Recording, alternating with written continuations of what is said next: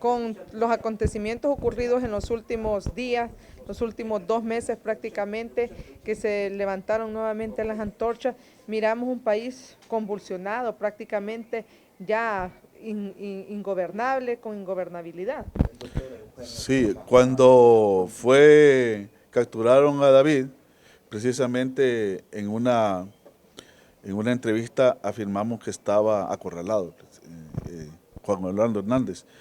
Y yo creo que sigue asediado y ahora con más fuerza. Están, como se dice popularmente, reventando protestas y crisis por todos lados. Usted tiene un sur prácticamente levantado de manera permanente. Tienen un malestar enorme con una serie de temas de corrupción que no avanzan, confrontados los partidos políticos por los problemas de claridad de avanzar en la conformación de la institucionalidad electoral, y el malestar está generalizado. Yo creo que hay que comprender algo. Aquí no es un problema exclusivo de maestros y doctores o de trabajadores de la salud. Lo que está convergiendo son múltiples procesos de malestar ciudadano, de indignación de la ciudadanía por toda una situación de gobierno que es incapaz de conducir el país y de construir consensos. A estas alturas la posibilidad de consenso creo que está muy limitada, porque ya no se trata de acordar con Hernández, sino de lo que está en discusión, creo yo, o puede entrar en discusión, es los términos de su salida. Cada vez más yo creo que él intenta navegar de manera en una situación muy turbulenta, intentando llegar a 2021. La pregunta es esa: ¿va a poder sostenerse hasta esa fecha o realmente va a verse forzado, si esto se adquiere mucho mayor escala o mucho mayor álgido, puede realmente enfrentar? Note que a pesar de que la dirigencia magisterial se ha sentado, prácticamente la dirigencia magisterial ha enfrentado una desobediencia civil de sus bases. Y esto significa que el malestar es mucho más profundo de lo que uno se podía estar imaginando. O sea, las bases, el pueblo, o sea, no hace caso a la dirigencia, ellos dicen, no, nosotros continuamos en la calle. Hay un malestar de las bases, del pueblo y de la ciudadanía, que no está dispuesto a acompañar a líderes que estén intentando mediatizar y pactar en una mesa.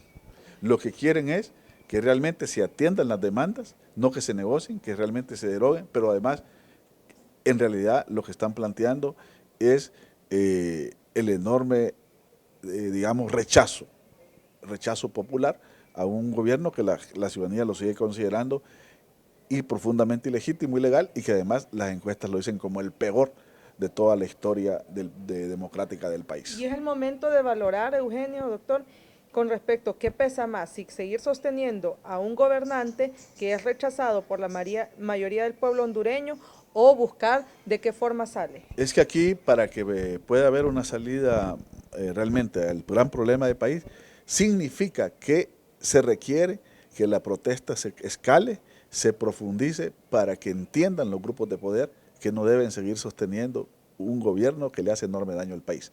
Es decir, todavía, a pesar que los empresarios en algún momento expresan malestar, en el fondo siguen dando el visto bueno para que continúe.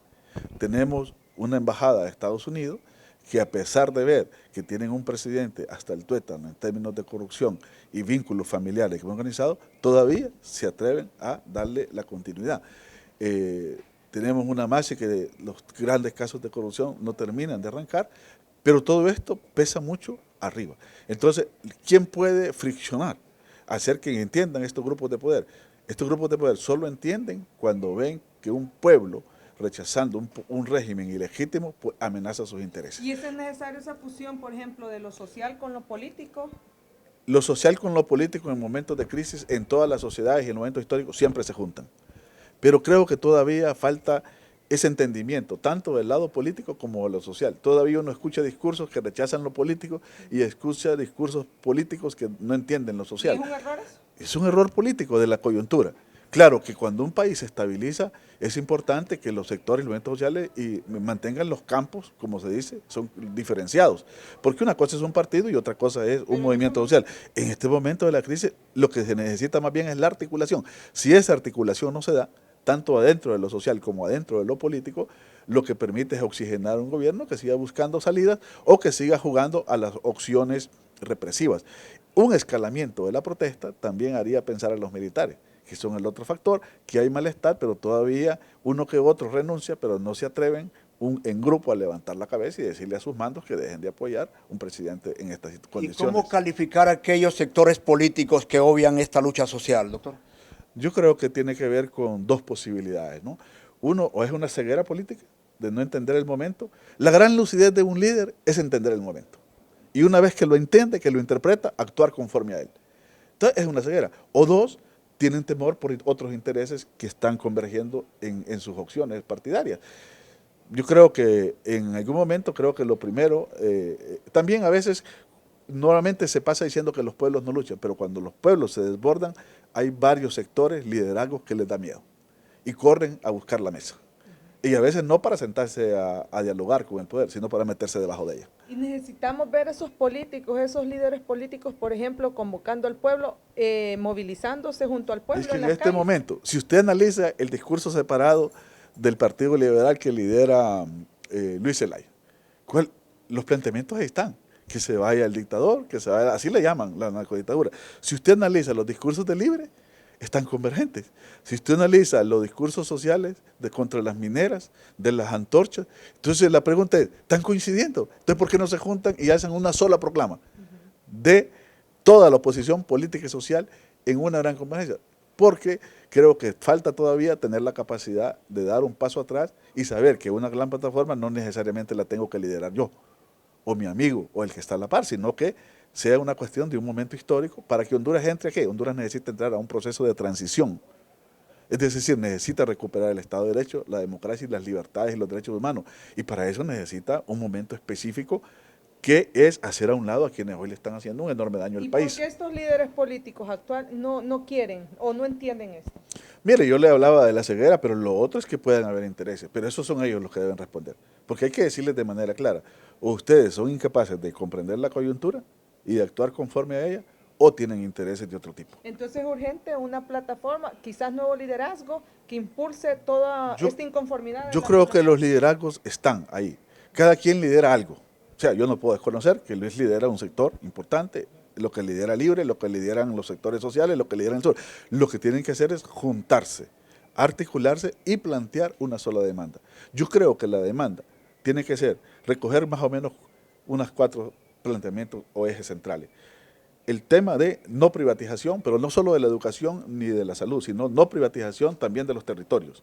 En los territorios hay una enorme potencialidad de lucha. Si ahorita estuviera convergiendo lo social, médico, salud, con lo educativo y con lo territorial, ya habría una enorme capacidad realmente de escalar la lucha. 2, el tema corrupción. 3, el tema de derechos humanos y libertad de expresión. Y 4, el tema de energía eléctrica que está golpeando a gente que no tiene capacidad de ir a las protestas, pero que está indignada y sale a quemar carros cuando ven esa empresa. Y todo esto como demandas importantes con un paraguas. Entremos a una salida política para la transición a una nueva etapa de la democracia hondureña. Ahora, con esto denota incapacidad del actual gobernante de no atender, entender y resolver estas demandas sociales. Fíjese que a estas alturas yo creo que ya no es un problema de capacidad. Ya puede tener el mejor equipo. No lo tiene. Tiene una gente realmente con una enorme capacidad para hacer estupideces. Pero no tiene un equipo, pero hoy en día en que lo tuviera porque hay un problema. Ya el nivel de malestar y de indignación ciudadana llegó a tal grado que ya no quiere acordar con a quien considera legal, sino quieren que se acelere su proceso de salida política. Y la oposición, por ejemplo, tiene que estar organizada, preparada con lo que usted está diciendo, por ejemplo, un gobierno de transición y presentarlo ante la ciudadanía, ante estos grupos de poder que insisten en mantener a Juan Orlando. Claro, porque yo creo que en la cabeza de algunos líderes políticos de oposición quieren forzar una salida de acuerdo de reformas electorales, pero pensando en 2021. Entonces significa que cambien la mentalidad, que entiendan la coyuntura y que lo que ellos quieren en el 2021 probablemente se puede dar en febrero de 2020, por decir algo, o en 6 meses. O sea, lo que uno debe entender es que en coyunturas como la que está Honduras, lo que uno piensa en términos de 4 años, a veces hay que acelerarlo en 6 meses, ¿verdad? Yo creo que los empresarios y ciertos sectores de poder en Honduras empiezan a entender que realmente es más que Juan Orlando Hernández, es más un problema que alguien que les da algunos beneficios. es más el real y fundamental problema que la solución. Entonces, pero esto va a ser importante si estos grupos siempre son cómodos. Estos grupos, mientras tengan de dónde sacarle al Estado, también se están tranquilos. Por lo tanto, solo la movilización popular los hace reflexionar. Recuérdese cuando estaba lo más duro contra el fraude, que eran los que más ponían el grito en el cielo, como dice popularmente. Pero hoy, lo que están ellos piden la mesa en vez de pedir la salida. Hay que hacerles entender que la mesa tiene problemas para hacer opción en este momento. Pero ¿qué pasa cuando un partido político, en este caso Libertad y Refundación, está más preocupado para que haya elecciones de magistrados y poner su magistrado ahí en el Consejo Electoral que por esta unión que usted está planteando? Yo estaba viendo la llamada insurrección legislativa.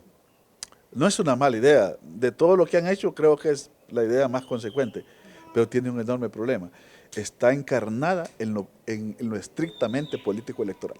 Casi que está encarnado en decir si me ponen o me quitan una persona. Si esa insurrección legislativa fuera por el tema de los maestros, fuera por el tema de las mineras, fuera por el tema de libertad de expresión, tendría una capacidad de bola de nieve de movilización.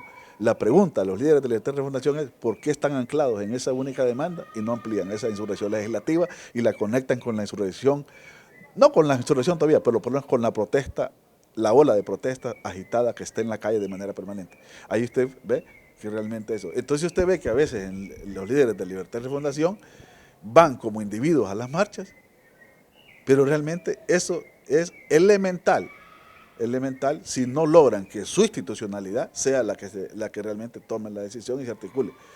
Que haga un llamado a articularse como partido en los departamentos y en los municipios, pero no solo con los movimientos sociales, sino con la gente de oposición del Partido Liberal. Ahorita hay que entender que si hay sectores, comités nacionalistas de oposición a este régimen, hasta ellos deben participar, porque es un momento especial, no es un momento cualquiera. Yo creo que hay que saberlo interpretar en qué estamos. ¿Y la masa ocupa eso?